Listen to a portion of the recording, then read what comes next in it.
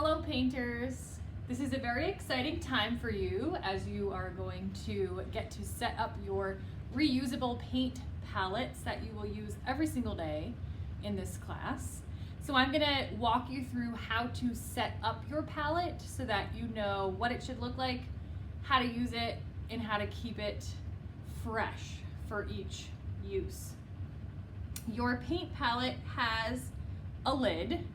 When you remove the lid, you will find a yellow sponge and a place for you to keep all of your little cups of paint.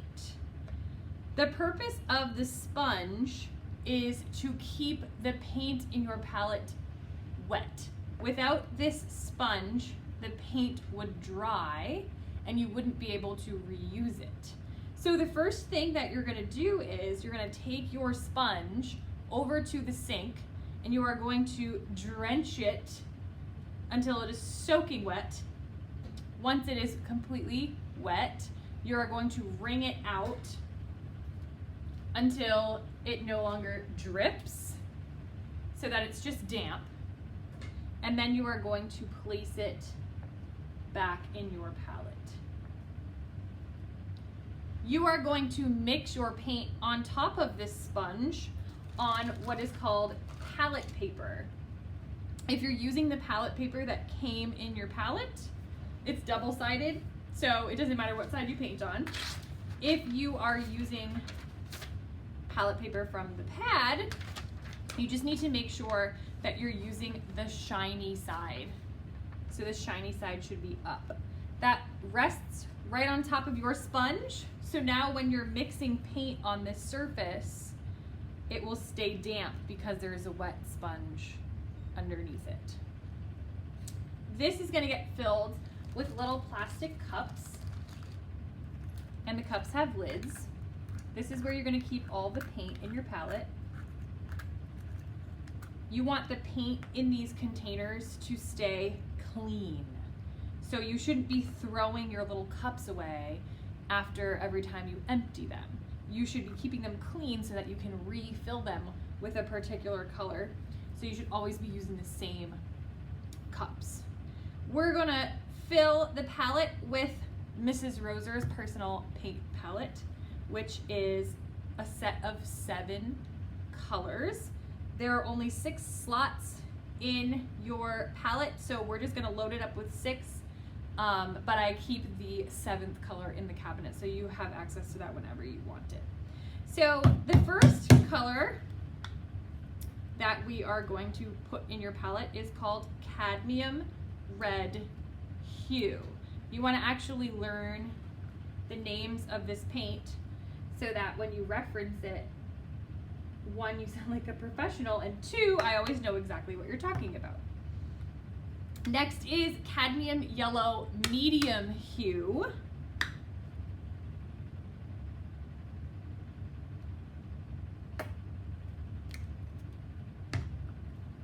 Then we have Ultramarine Blue. This is the darker of the 2 blues that we're going to use.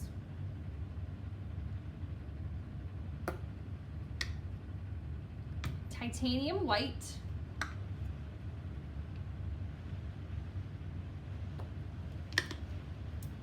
Cerulean Blue. This is significantly lighter, looks much different from the Ultramarine, so you definitely want to know the difference between those 2. Ultramarine is darker and more purpley. Cerulean is lighter and almost more green. And lastly, we have Burnt Sienna. It looks brown on the tube, but it's actually a darker shade of orange. The 7th color in Mrs. Roser's personal paint palette is Alizarin Crimson, and I'll show you what that looks like.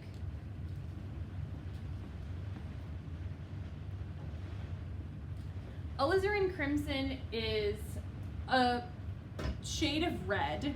It's almost like, think like magenta in color a little bit. I'll squirt some out so you can see the color.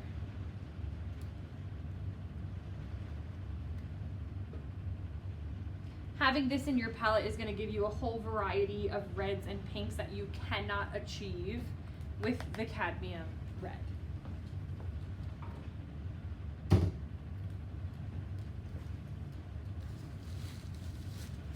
So now that you've filled your paint palette, you are ready to use it to paint.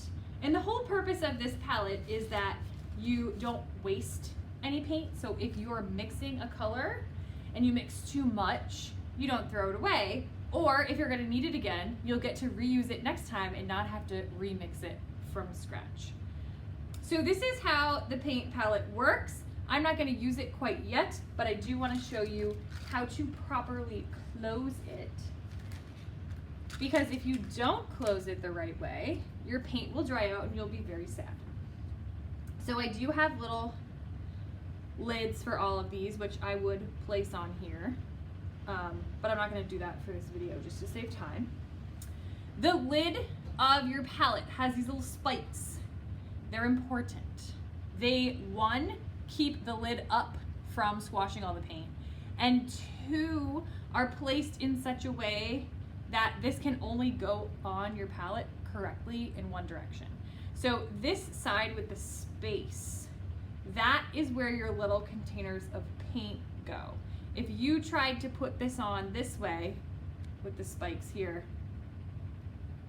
you wouldn't be able to close it because they would be hitting your little cups. So it goes this way. When you place it on top, you want to get one of the corners to lock into place first, and then you simply press along the outside of the palette all the way around until it is closed. And you can check the sides to make sure it's closed.